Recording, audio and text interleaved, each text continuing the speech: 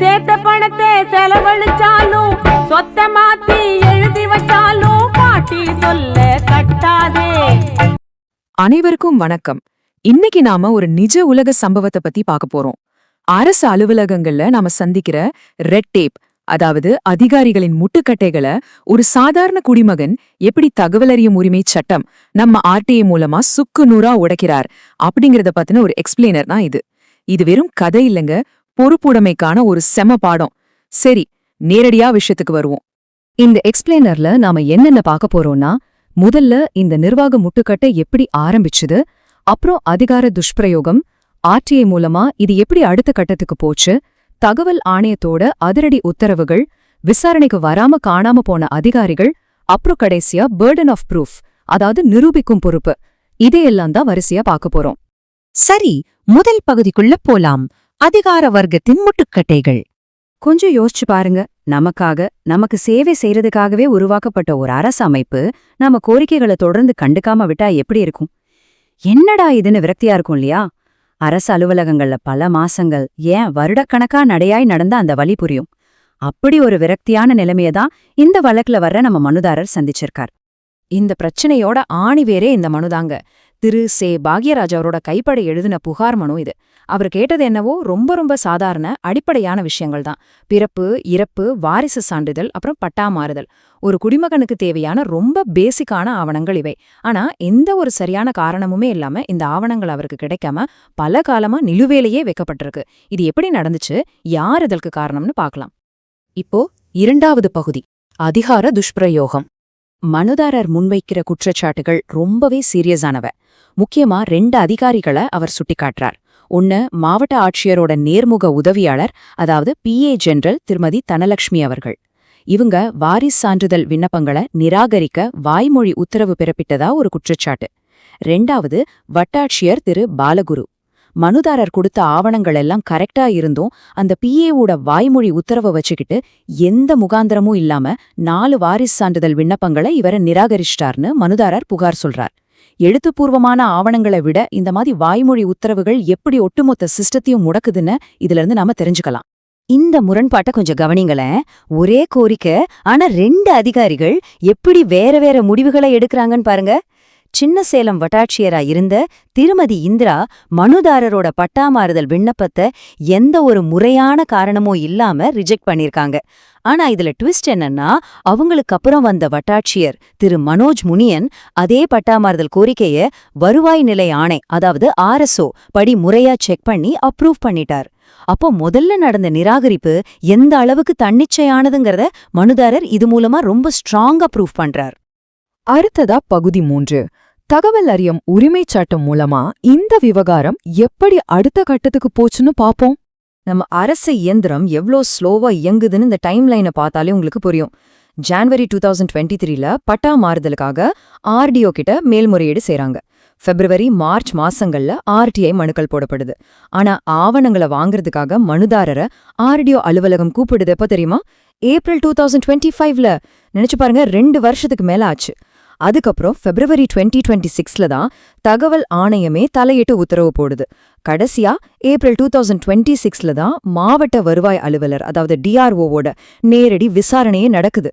ஒரு சாதாரண மனுஷனுக்கு நீதி கிடைக்க எவ்ளோ நீண்ட நெடிய போராட்டம் தேவைப்படுது பாருங்க. இந்த அஞ்சல் கவர்கள், ஸ்பீட் போஸ்ட் ரசீதுகள் எல்லாம் வெறும் காகிதங்கள் கிடையாதுங்க.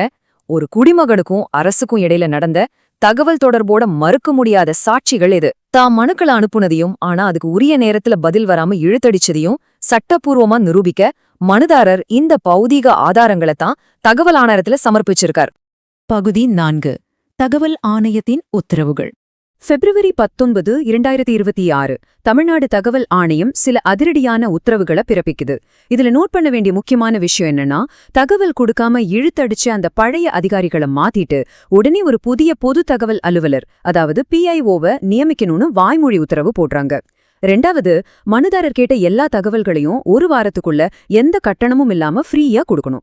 3வது, ரொம்ப முக்கியம், கள்ளக்குறிச்சி மாவட்ட வருவாய் அலுவலர் DRO சம்பந்தப்பட்டவங்களை நேர்ல கூப்பிட்டு விசாரிக்கணும். அந்த விசாரணையும் யார் மேல குற்றச்சாட்டு இருக்கோ அந்த மாவட்ட ஆட்சியரின் நேர்முக உதவியாளர் முன்னிலையில தான் நடக்கணும்னு ரொம்ப கராரா உத்தரவு வந்துச்சு.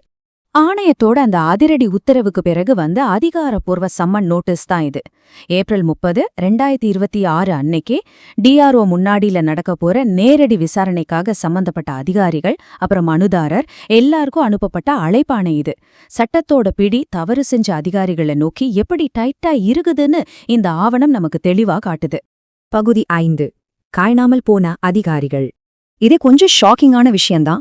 ஏப்ரல் 30, 2026 தகவல் ஆணையத்தோட உத்தரவுப்படி டிஆர்ஓ விசாரணை நடக்குது. நம்ம மனுதாரர் அங்கே ஆஜராயிட்டார்.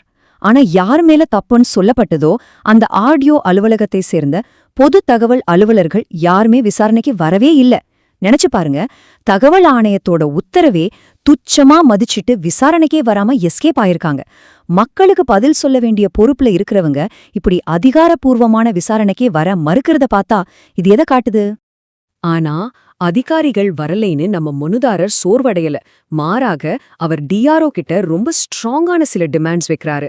தகவல் கொடுக்காம இழுத்தடிச்சது மட்டும் இல்லாம இப்ப விசாரணைக்கும் வராத அந்த பொது தகவல் அலுவலர்கள் மேல உடனடியா துறை ரீதியான நடவடிக்கை, அதாவது டிபார்ட்மெண்டல் ஆக்ஷன் எடுக்கணும் அப்படின்னு வலியுறுத்துறாரு.